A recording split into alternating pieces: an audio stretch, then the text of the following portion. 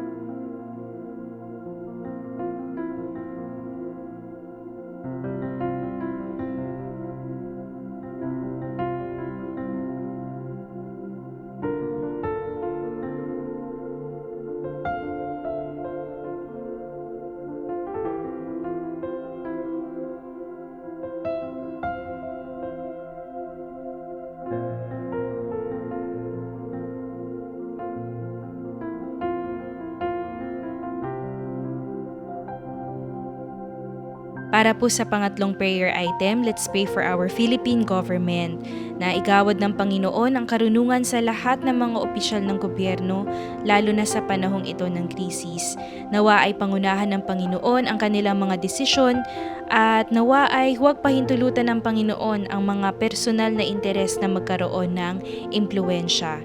Itindig ng Panginoon ang mga opisyal ng gobyerno na may takot sa Diyos at nananampalataya sa Kanya, at lumawak ang kanilang mabuting impluensya at gawaran sila ng Panginoon ng karunungan at katalinuhan. At patuloy na gabayan ng Panginoon ang ating presidente sa lahat ng kanyang mga desisyon. Amen. Let's pray for item number 3.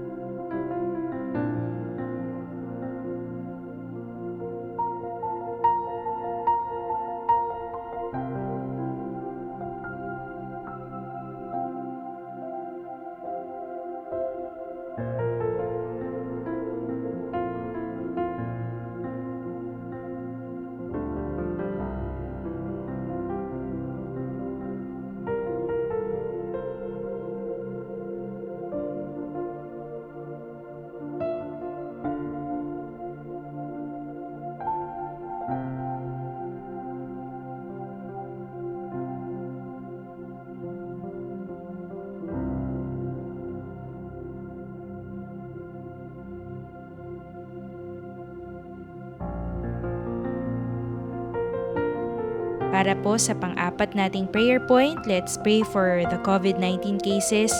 Ipanalangin natin ang kahabagan ng Panginoon para sa ating bansa. Nasa higit 1,000 ang nadaragdag araw-araw kamakailan. Hilingin natin sa Panginoon na mabilis makarecover ang mga nahawaan ng COVID-19 at mabawasan ang mga cases na nagiging critical. Iligtas ng Panginoon ang mga critical at severe cases at sila ay makarecover.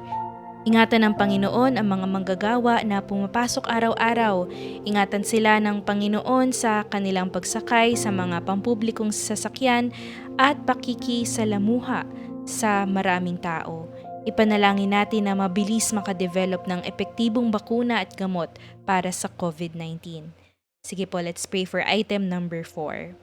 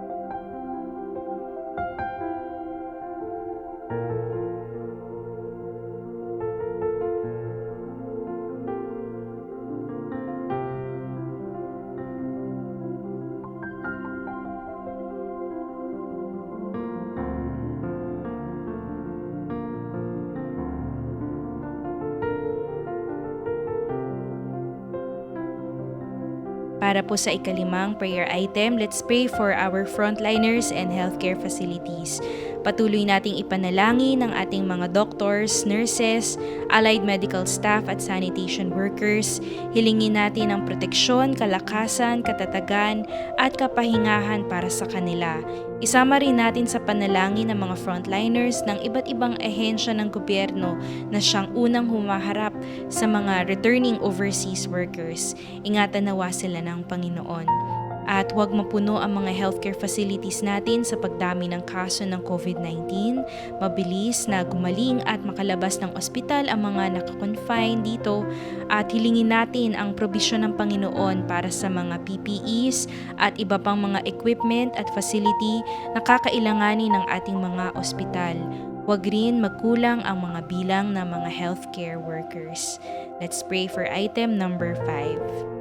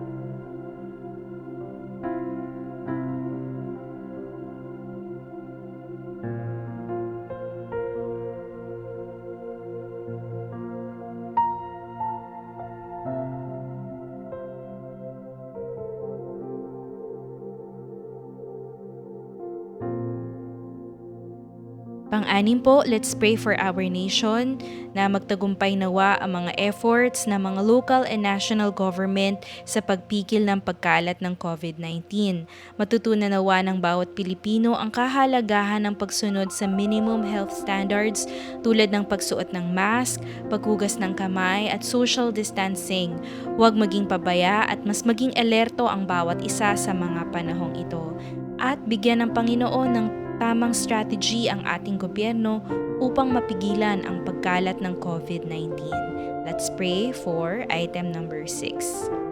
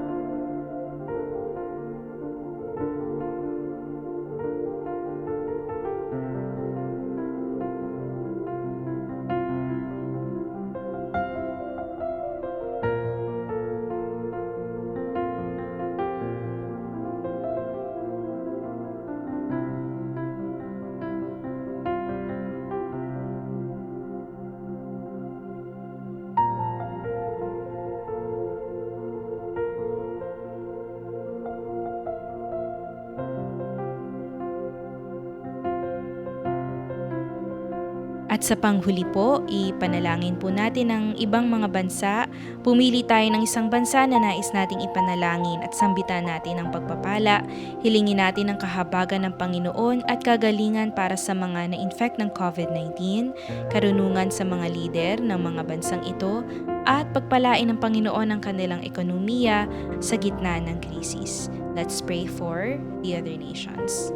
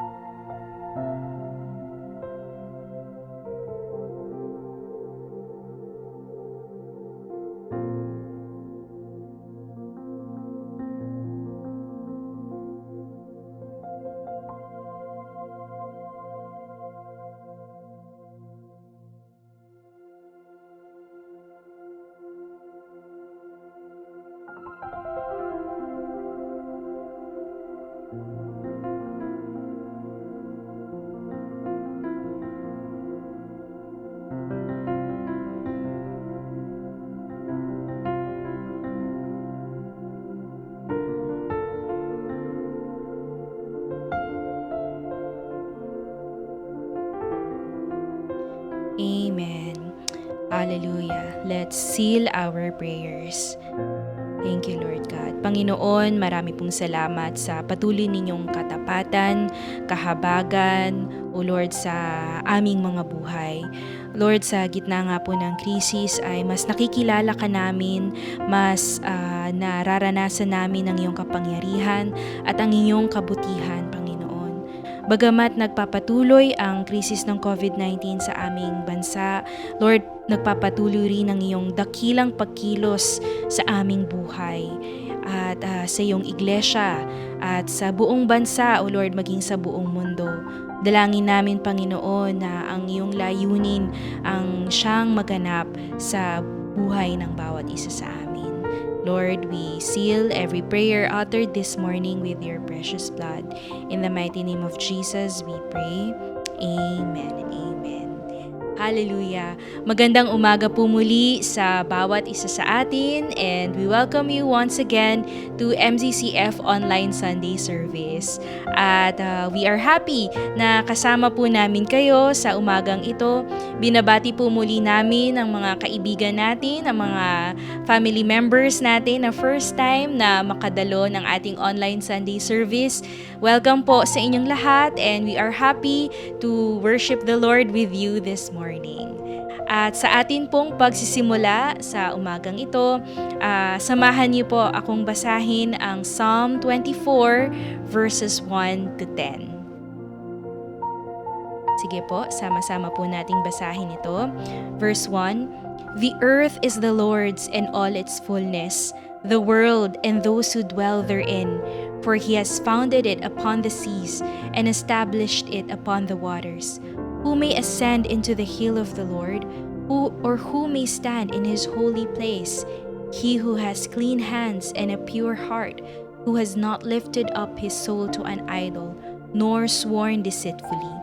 He shall receive blessing from the Lord and righteousness from God of his salvation. This is Jacob, the generation of those who seek him, who seek your face. Lift up your heads, O you gates, and be lifted up, you everlasting doors, and the King of glory shall come in. Who is this King of glory? The Lord strong and mighty, the Lord mighty in battle. Lift up your heads, O you gates, lift up, you everlasting doors, and the King of glory shall come in. Who is this King of glory? The Lord of hosts, He is the King of glory. Hallelujah! Sama-sama po nating purihin ang Panginoon sa umagang ito, for He is our King of glory. Amen. Hallelujah! Good morning po sa ating lahat. Let's worship the Lord.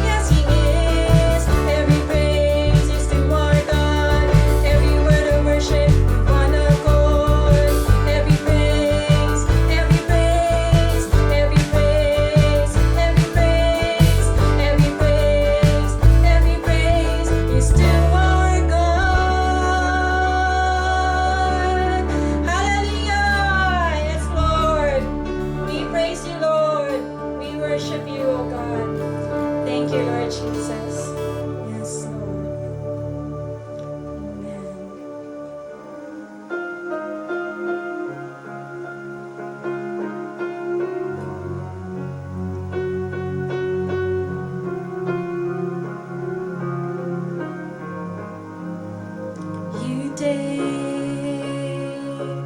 our lives, flawed yet beautiful. Restore, refine, Lord, you're merciful.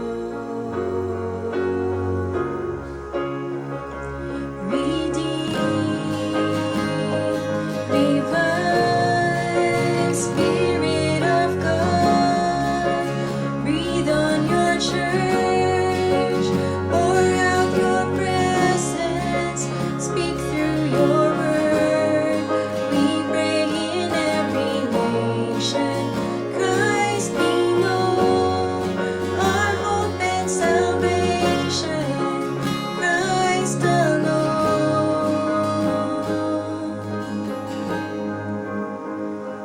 New wine,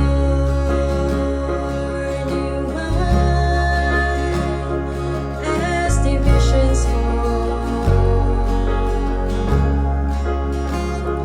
One church, one bride, Jesus Lord of all. With one voice we cry, Spirit of God, breathe on your church, pour out your presence, speak through your word. We pray in every nation, Christ be known, our hope and salvation, Christ alone. Newborn, new wine, as divisions fall. One church,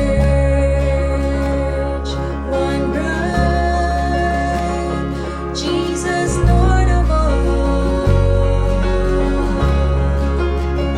With one voice we cry, Spirit of God, breathe on your church, pour out your presence, speak through your word.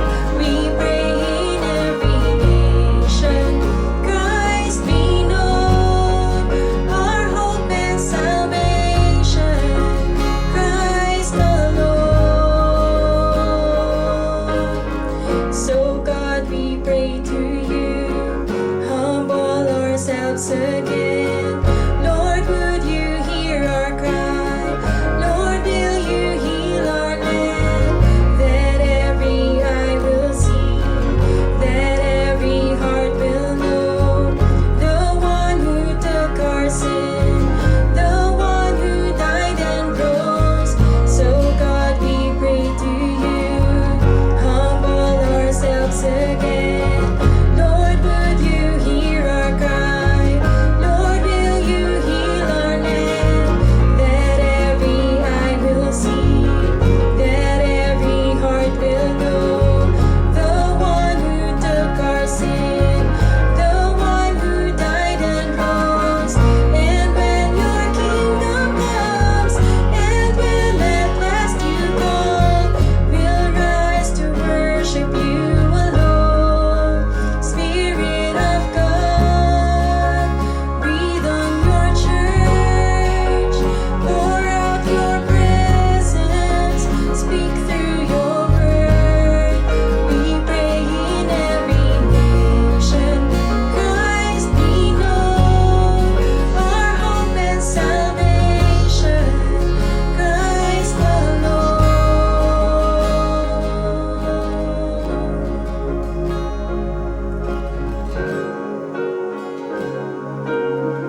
My hope is built on nothing less than Jesus' blood and righteousness. I dare not trust the sweetest frame, but wholly trust in Jesus' name, Christ alone.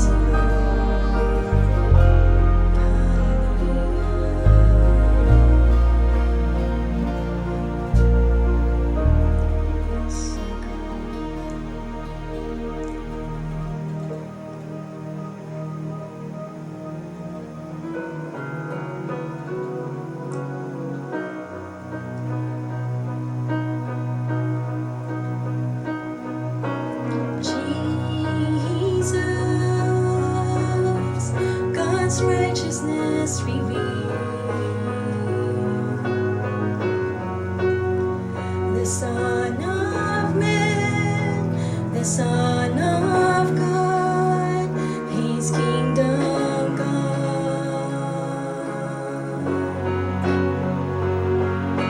Jesus,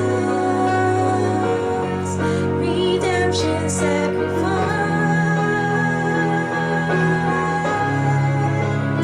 now glorified, now justified, His kingdom come.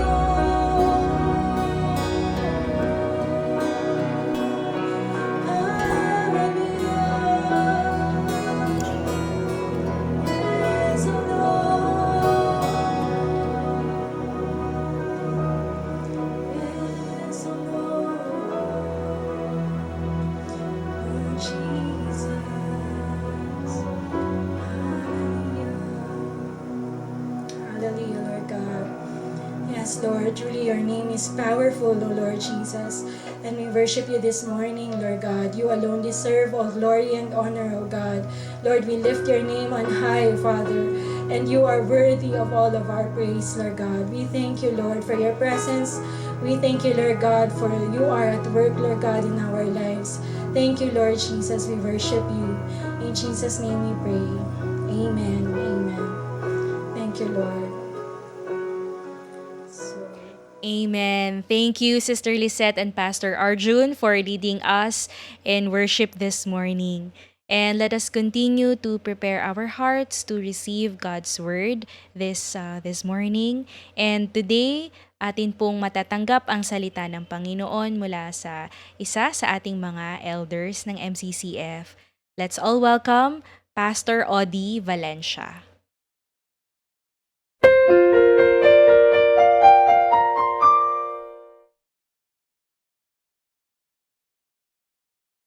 Magandang umaga po sa inyong lahat. Ako po ay nagpapasalamat sa Panginoon sapagkat tayo po ay nagkasama-samang muli para po sa ating online Sunday worship service at isa pong pribileyo na kayo po ay aking mapaglingkuran sa pamagitan po ng paghatid ng mensahe po ng salita ng Diyos. Bago po sa mensahe ng salita ng Diyos, tayo po ay dumulog sa Panginoon at tayo po ay manalangin, humingi tayo ng gabay sa Kanya. Panginoon, kami po ay nagpapasalamat sa iyo sa umagang ito. Papasalamat kami sapagkat kami ay inyo pong binayayaan sa aming mga buhay at patuloy. Salamat po sa hininga ng buhay. Salamat po sa iyong presensya sa amin, sa mga tahanan ng bawat kapatid na ngayon po ay kasama naming sumasamba sa iyo, Panginoon. Pagpalain mo kami na sa pakikinig namin ng iyong mga salita ay dumating ang pagpapala at ang pagbabasbas ng banal na Espiritu. Bigyan niyo po kami ng kaunawaan sa iyong mga salita, Panginoon, upang sa gayon kami ay makapamuhay ng ayon po sa iyong kalooban. Ito po ang aming samot dalangin sa pangalan ni Jesus. Amen. Marami na pong mga taon po ang nakalipas na ang subject o ang topic po ng panalangin ay naging mahalaga sa mga tao. In fact, sa ating panahon ngayon na pandemic, ay marami pong mga Kristiyano, marami mga tahanan ang nagtipon-tipon at nanalangin dahil nga po sa dulot po ng pagkatakot dahil sa umiiral na salot sa ating bayan at hindi lamang sa ating bayan kundi sa buong mundo. At marami po na yung mga unang araw ng ating pandemyang ito ay nanawagan ng mga simbahan po na manalangin. Manalangin tayo sa ating mga tahanan. At tunay nga po, ito po ay gusto ng Diyos, ito po ay kanyang kalooban. No, tayo po ay iniimbitahan ng Diyos na lumapit sa Kanya. Magkaroon tayo ng pakikipagniig sa Kanya. Communion. Nais ng Diyos na magkaroon tayo ng communion sa Kanya. Nais ng Diyos na muli sa panahong ito ng pandemya ay maipaalala niya sa atin ano ba ang mahalaga sa atin, ano ang mahalaga sa Diyos para sa atin, ano ang dapat nating mga prioridad. Of course, no, dapat tayo ay nanalangin sa kundi sa ating sarili, at least sa ating tahanan, at para sa mga tao po na nangangailangan ng panalangin. At sa umagang ito, no, nais ko pong ipakilala sa inyo ang isang tao sa Biblia, sa Lumang Tipan, kung paano ang kanyang buhay ay naging maayos, no, dahil sa kanyang maiksing panalangin, sa kanyang kahilingan sa Diyos. Pero bago po yun, nais ko pong basahin sa inyo ang sinulat sa atin, para sa atin ni Brother James, ni Kuya James, no, sa aklat po ng James chapter 4 verse 14. Sabi po dito ni Brother James, "Ngunit hindi nyo nalalaman kung ano ang mangyayari sa kinabukasan. Ito ay sapagkat ano ang iyong buhay? Ito ay tulad sa isang singaw na sa maikling oras ay lumilitaw at pagkatapos ay naglalaho." So, si Brother James, si Kuya James, inimpress niya sa ating puso, sa ating isip, na ang buhay ay maigsi lamang. Life is brief. Anytime, kukunin ito sa atin. Ganun din po ang turo ni Moises sa atin sa aklat po ng Psalm chapter 90 verse 10. Sabi po ni Moises sa Psalms chapter 90 verse 10, ang buhay namin ay hanggang 70 taon lang. O kung malakas pa ay aabot ng 80 taon. Ngunit kahit ang aming pinakamagandang mga taon ay puno ng paghihirap at kaguluhan. Talagang hindi magtatagal ang buhay namin at kami ay mawawala.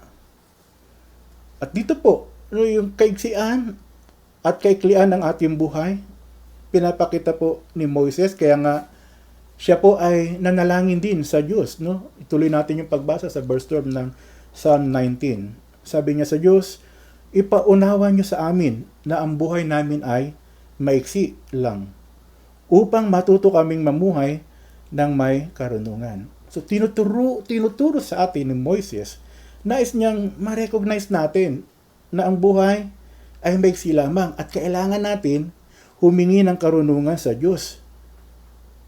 Kailangan nating manalangin sa Kanya ano ang mahalaga sa Diyos para sa ating buhay, sa maiksing buhay na meron tayo sa ibabaw ng lupang ito.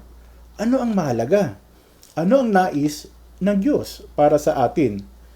At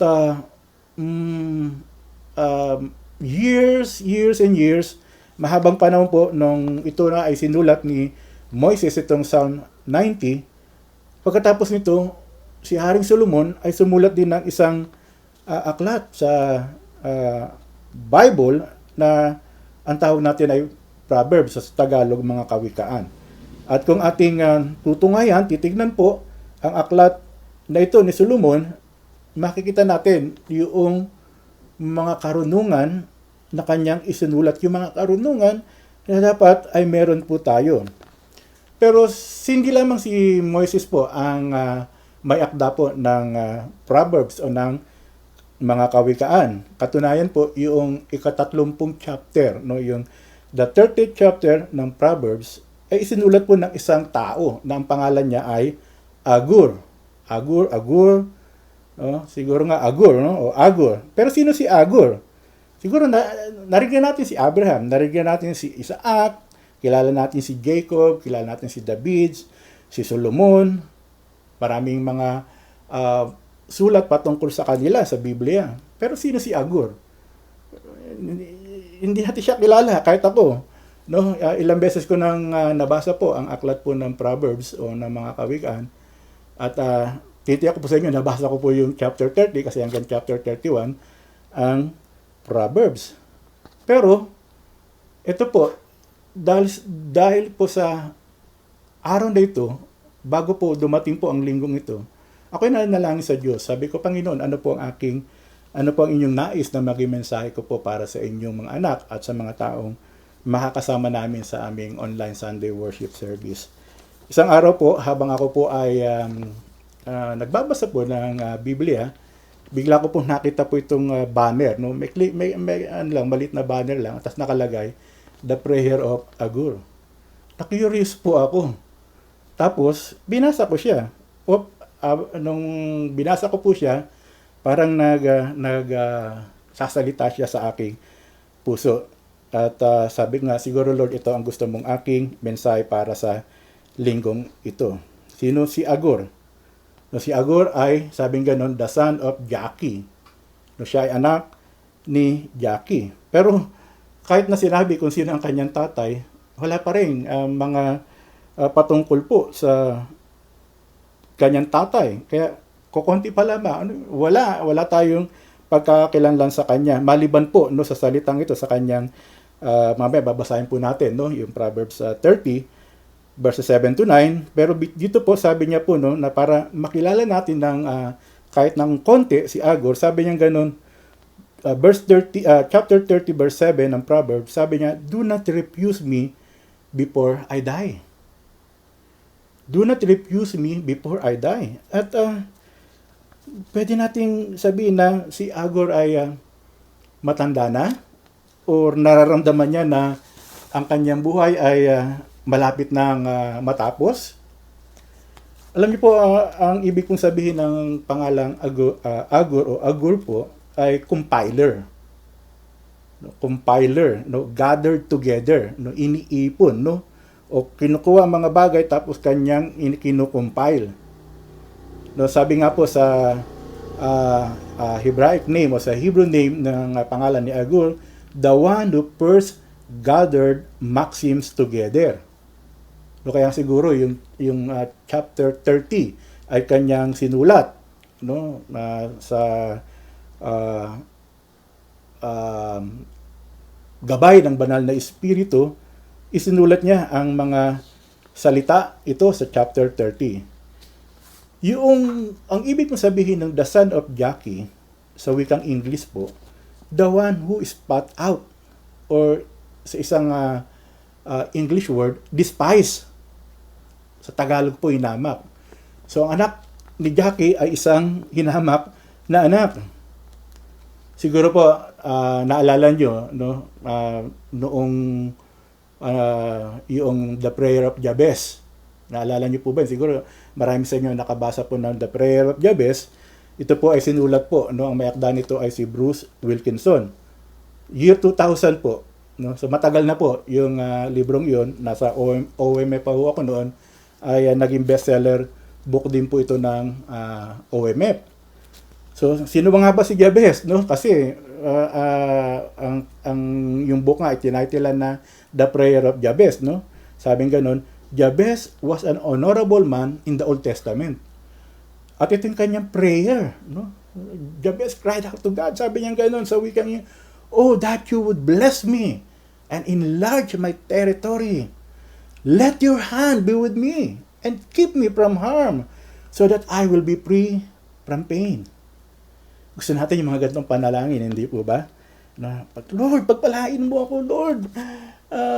Palawakin niyo po yung aking pong yung aking territory. Gusto natin yung mga ganitong panalangin, no? Maging successful, matagumpay, magkaroon tayo ng impluwensya, magkaroon tayo ng impact sa mga tao, sa society natin, no? Yung mga magagandang opportunity dumating sa ating buhay. That is the prayer of Jabez. Maganda po yun. Hindi po masama yun. Tama po yun. Pero narinig na po ba yung panalangin ni Agur? So si Agur po ay isang simpleng tao. Pero yung kanyang panalangin, napakamakapangyarihan po nito kasi yung kanyang request kay Lord, yung kanyang prayer is a prayer for a Godward life. Isang panalangin na ang kanyang buhay ay maging makadiyos. Kaya po ang pamagat po ng aking mensahe sa inyo ngayong umagang ito, a prayer for a Godward life.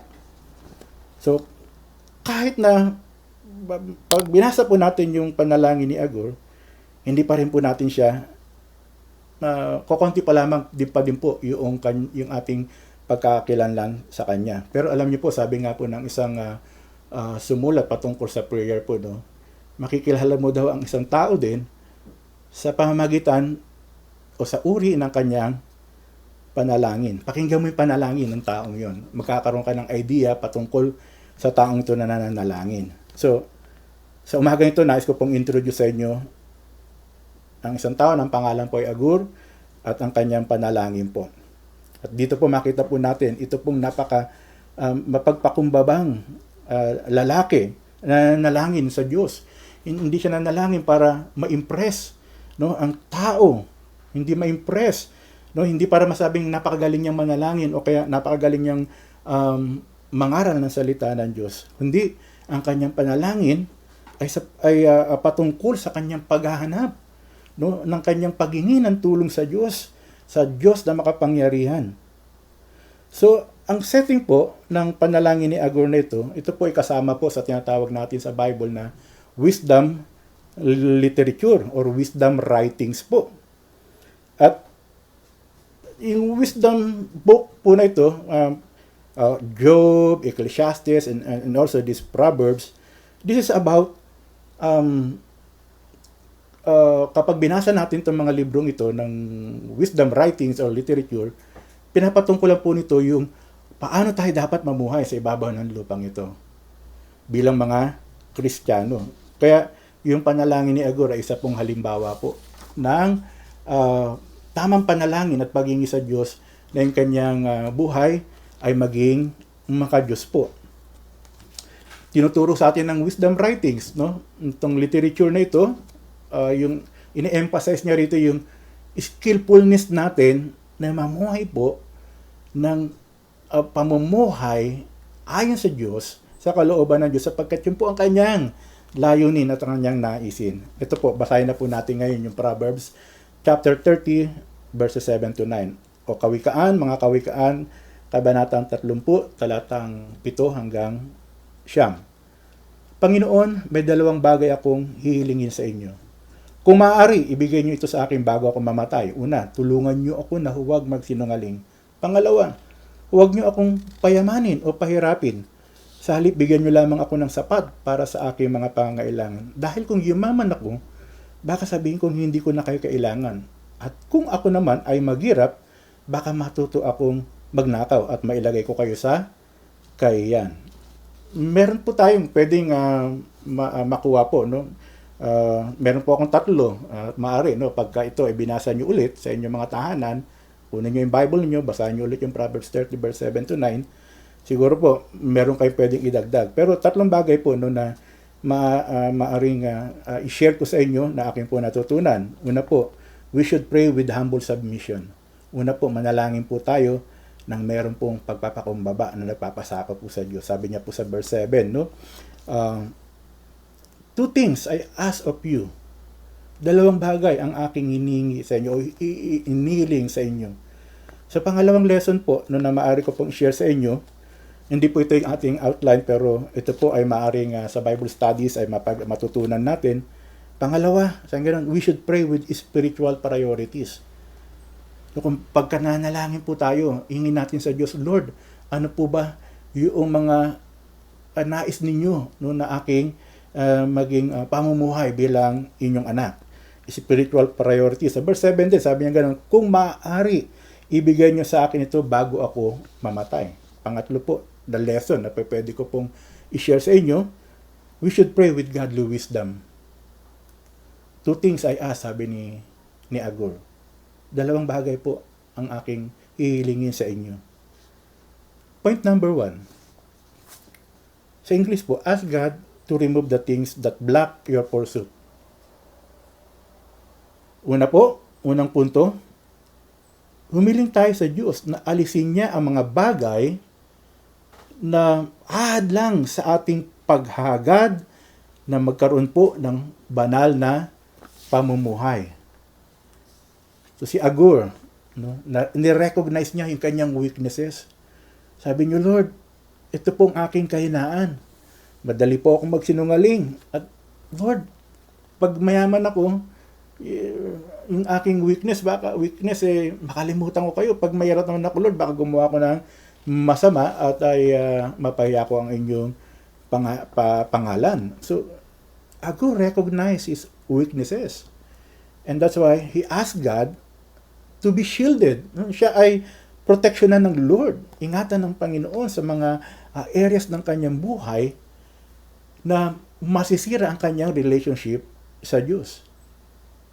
A prayer for a Godward life.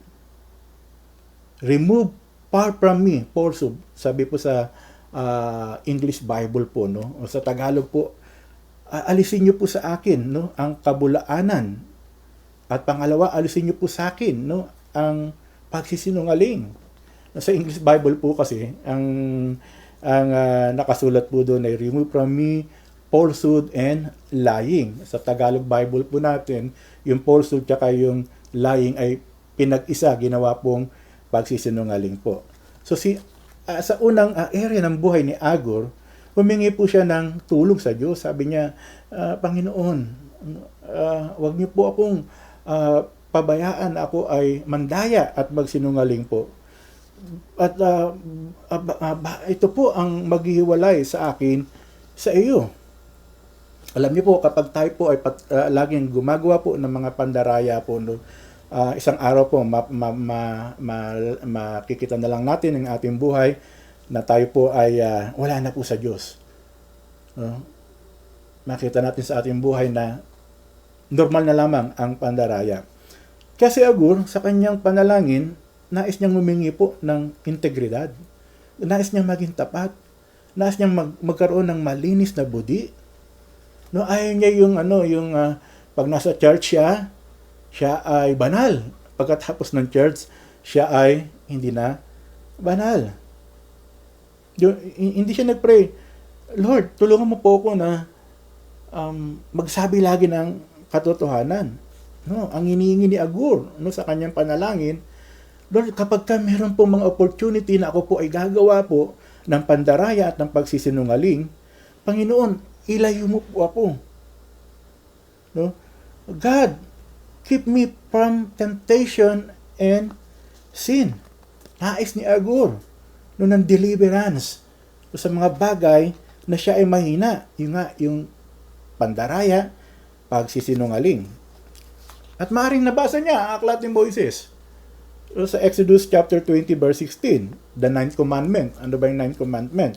Sa 10 commandments ng ating Panginoon. Sabi sa verse 16 ng Exodus 20, huwag kayong sasaksi ng hindi totoo sa inyong kapwa.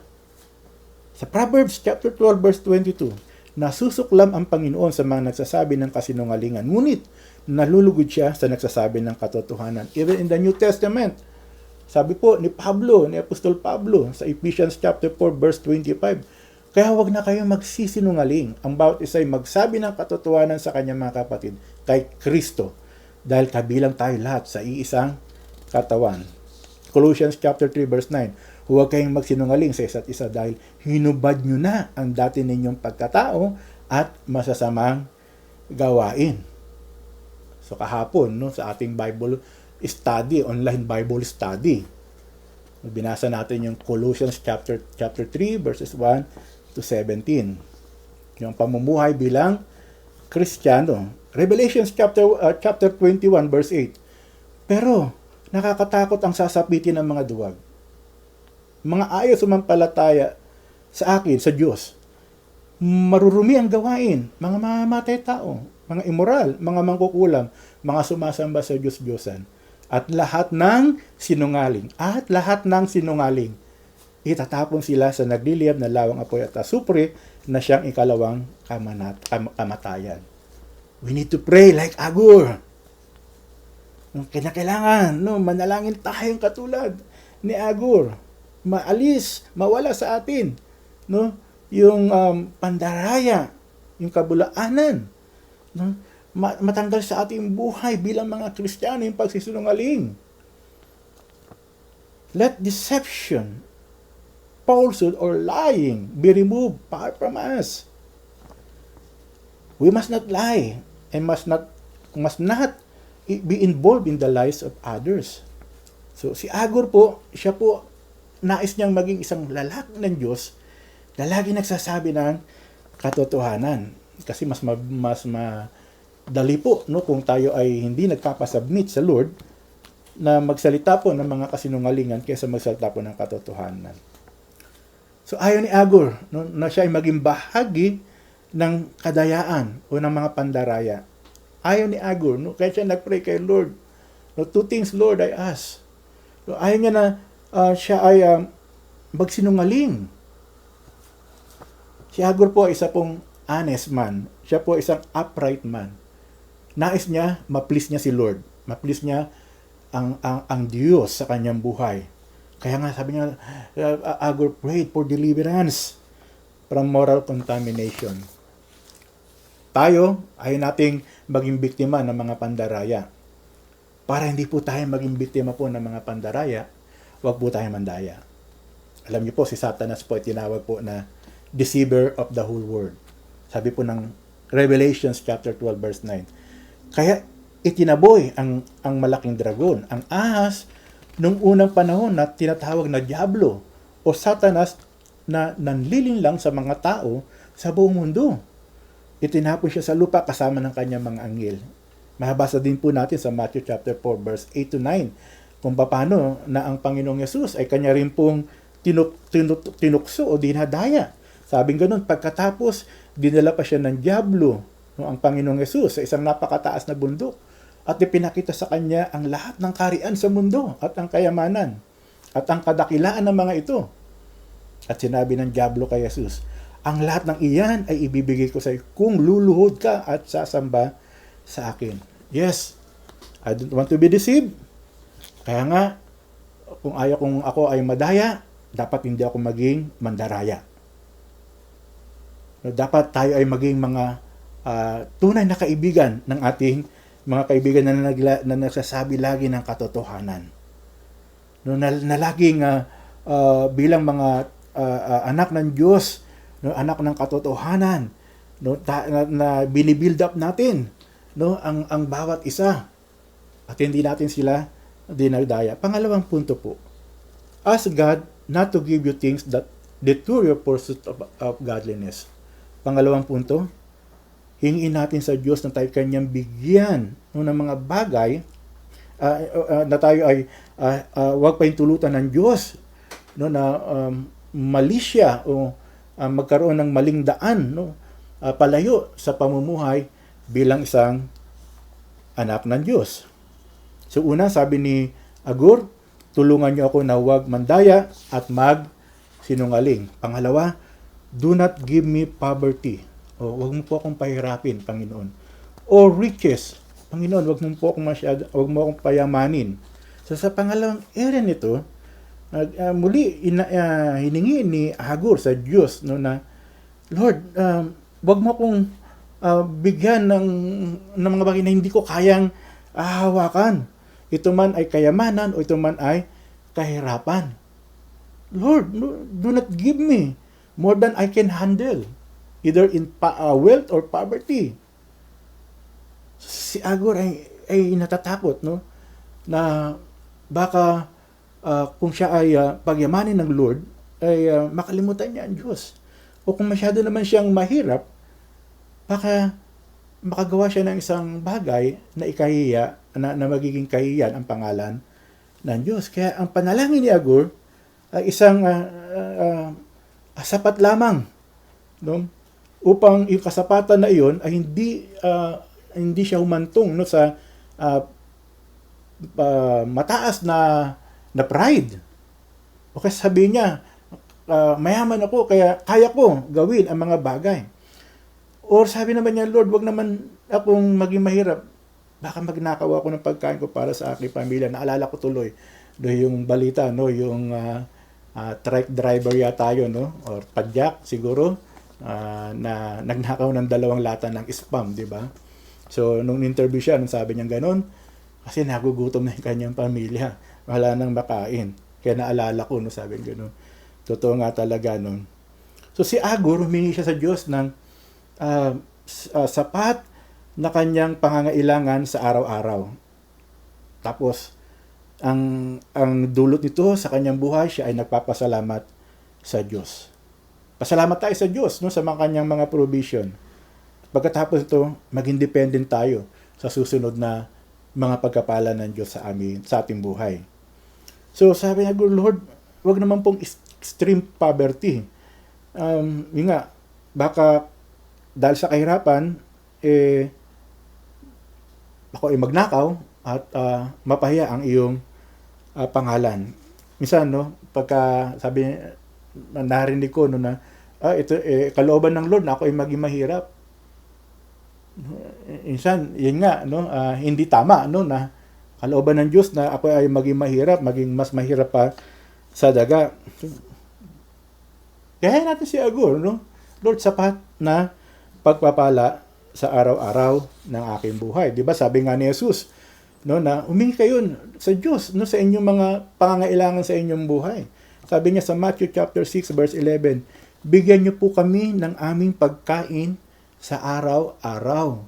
Ilan po sa atin, no, bago po kumain, nanalangin, nagpapasalamat sa Diyos, tapos po hinihingi na natin yung Lord, bukas po ulit.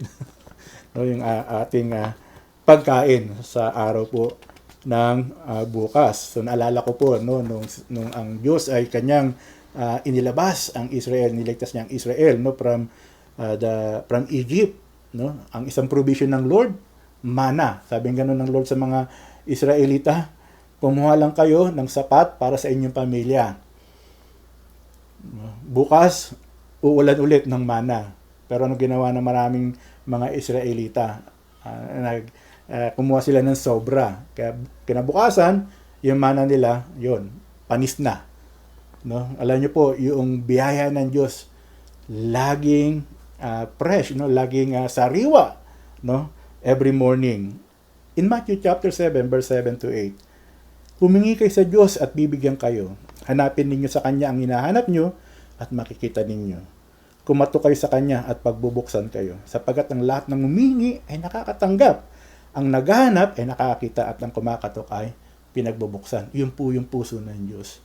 Humingi tayo sa Kanya. Hanapin natin siya. Kumatok tayo sa Kanya. At tayo po hindi mabibigo sapagkat ang Diyos po ay Diyos po. So ito po yung mga salita ni Agor, no? Isang sinserong mga salita o panalangin niya. At ito ay nagpapahayag, no, na yung kanyang puso, no, na yung kanyang puso hindi masyadong mahalaga sa kanya, hindi mahalaga sa kanya yung yung prosperity, yung success ay kanyang inilalagay sa tamang kalalagyan niya sa kanyang buhay. Basta mahalaga kay Agor, basta sapat ang biyaya ng Diyos sa kanya, pagpapala ng Diyos sa kanya, ang mahalaga sa kanya, maluwalhati niya ang Diyos sa kanyang buhay. Sabi nga ni Pablo, whether you eat or drink, sabi nga no, give glory to God. Ano po ang inyong malaking pangangailangan bilang mga Kristiyano? What is your greatest need as a Christian? Para po sa success, gusto po natin maging matagumpay, gusto po natin maging fruitful, sapagkat ito naman po ay kalooban din ng Diyos. Pero, nasan po ito sa kalooban ng Diyos sa inyong buhay? Saan po ito nakapuwesto? So, ang karunungan po, no, ang karunungan ay nagtuturo po sa atin, karunungan po ng Diyos, nagtuturo po sa atin kung ano po ang meron tayong mga kahinaan. Kaya nga yung Proverbs ay mahalaga po na binabasa po natin. At mahalaga na matutunan nating manalangin sa Diyos at humingi sa Kanya na mga bagay na kaya nating i-handle. No? Parang, Lord, bigyan mo nga ako ng sports car. No? At kayo ng sports car, una, wala ka namang garahe. No? Pangalawa, bakit mo kailangan ng sports car? Kung ikaw ay nasa ministry o kailangan mo sa trabaho, sports car ba kailangan mo? Hindi. No? Sapat na pagpapala ng Diyos. Nais ni Agor, integridad. Nais ni Agor sa kanyang buhay, dependence unto God. Integrity, dependence. A prayer for a Godward life. Papasalamat tayo sa Diyos sapagkat ang panahon natin ngayon, no, talagang ngayon sinubukan tayo ng Lord sa lahat ng bagay.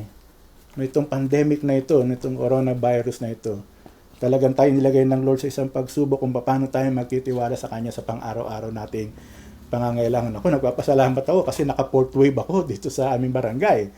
No? 4 na beses, no, may dumating na pagpapala ng ating ng Panginoon.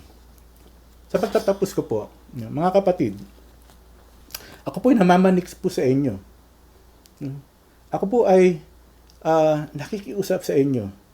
Katulad po ni Agor, magkaroon tayo ng mga personal prayer request kay Lord para sa isang banal na pamumuhay, sa isang makadiyos na pamumuhay.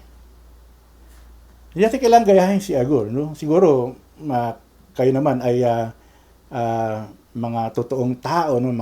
Kayo maging Kristiyano, hindi na kayo nagsisinungaling, at saka alam nyo na kung paano mamuhay, no, ng may kasapatan sa Diyos. Pero sa pamagitan po ng halimbawa ni Agor, no, manalangin tayo sa Diyos, Lord. Inventaryoin natin yung buhay natin, ano ba yung mga weaknesses ko, tapos ihingi natin kay Lord ng kalakasan iyon. Manalangin po tayo sa Kanya. No, mamuhay po tayo, no, ng isang buhay na meron pong karunungan. No, na atin pong ginugugol yung ating buhay dahil kasi po ang ating buhay ay maigsi na lamang. Sundin natin, no, ang utos ng Diyos. Mahalin natin ang Diyos ng ating buhay. Kaya nais kong ipaalala po sa inyo yung sinulat ni Propeta Micah sa chapter 6, verses 6 to 8. Sumagot ang isang Israelita, ano ang ihahandog ko sa Panginoon? Ang Diyos sa langit. Kapag sasamba ako sa Kanya, mag-aalay ba ako ng guya bilang handog na sinusunog? Matutuwa kaya ang Panginoon kung hahandugan ko siya ng libo-libong tupa at nag-uumapaw na langis? Ihahandog ko ba sa Kanya ang panganay kong anak bilang kabayaran sa aking mga kasalanan? Sumagot si Mikas. Tinuruan tayo ng Panginoon kung ano ang mabuti at ito ang nais niyang gawin natin. Gawin natin ang matuwid. Pairalin natin ang pagkamaawain sa iba at buong pagpapakumbabang sumunod sa Diyos. Ito po, gusto ko po ito, no? Deuteronomy chapter 10, verses 12 to 13.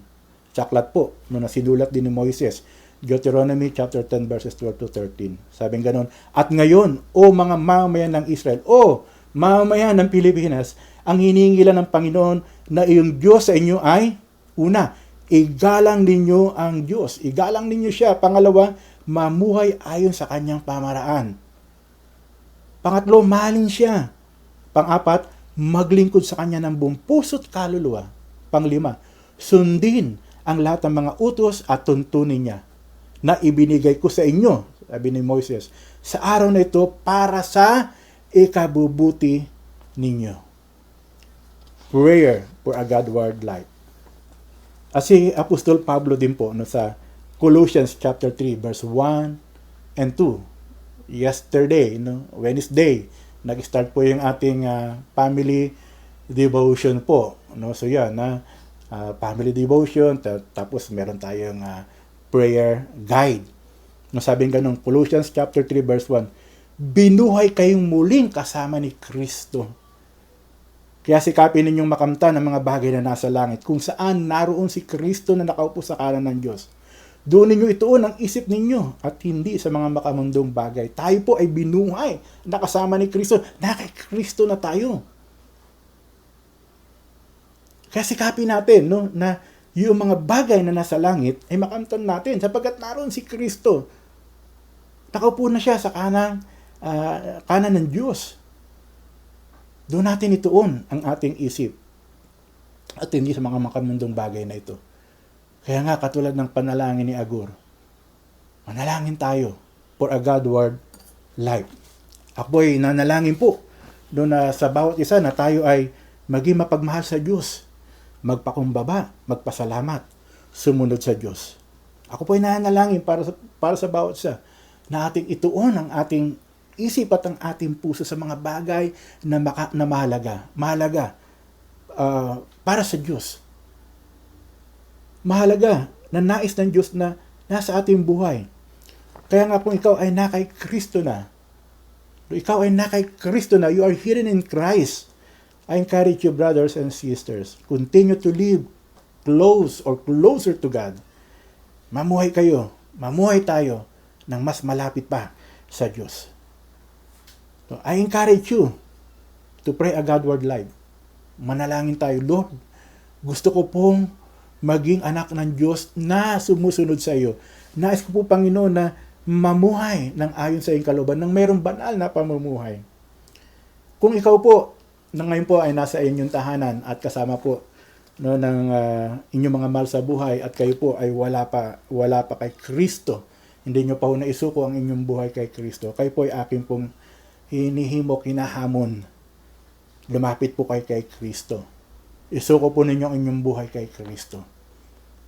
Sapagkat hindi po natin magagawa na manalangin o humingi sa Diyos ng banal na pamumuhay hanggat hindi po natin pinapailalim ang ating buhay kay Kristo. Hanggat hindi natin sinusuko ang ating buhay kay Kristo. Hanggat hindi natin siya tinatanggap sa ating buhay.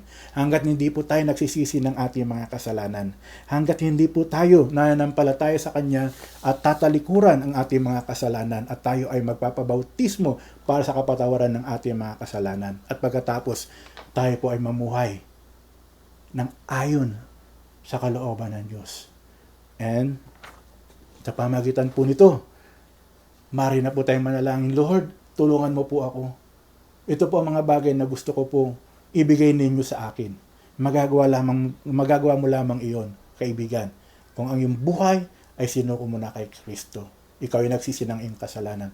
Pero sa bawat isa sa atin na sumasampalataya kay Kristo, ariin natin na tayo ay itinago. Tayo ay na kay Kristo na. Kaya hindi na tayo namumuhay, kundi si Kristo na ang namumuhay sa atin.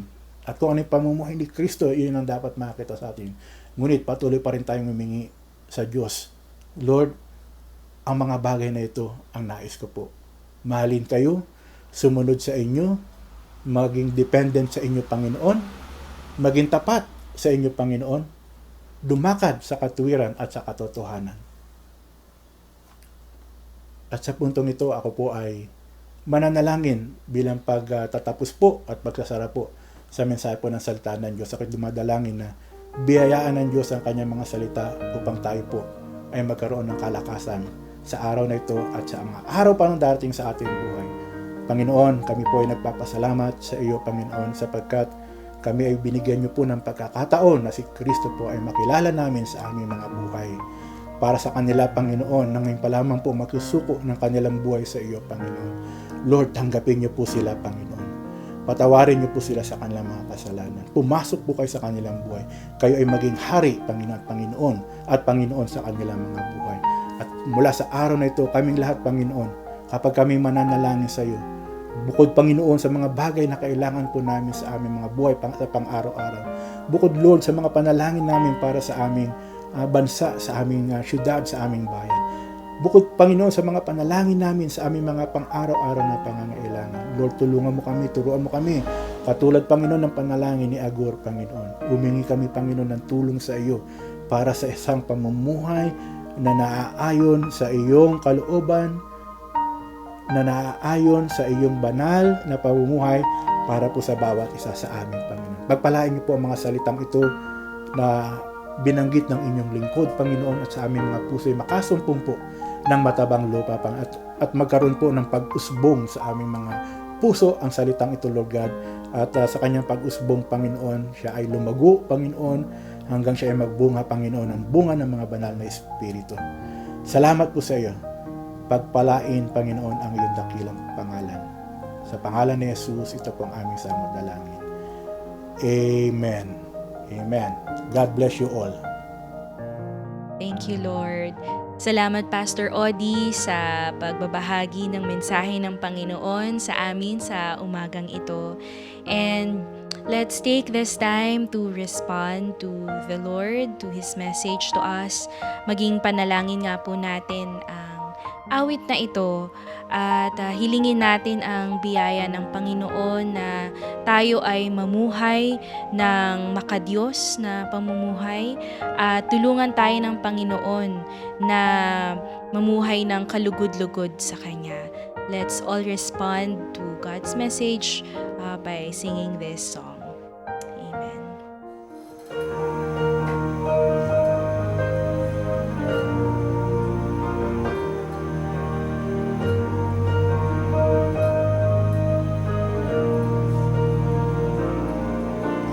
More than any treasure my hands could hold, more than any dream come true.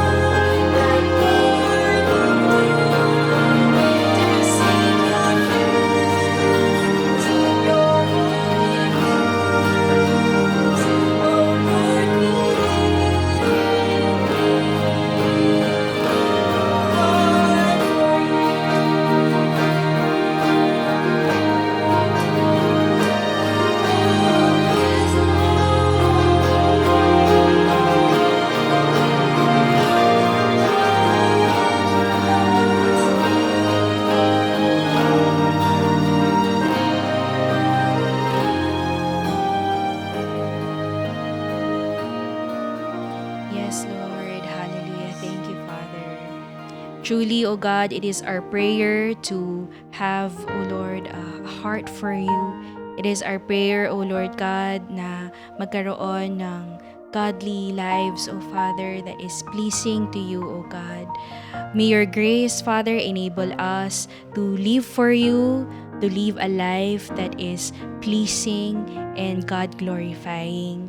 Lord, maraming salamat dahil ikaw ang patuloy na nagbibigay sa amin ng biyaya, ng kalakasan upang mamuhay na kalugod-lugod sa iyo, Panginoon.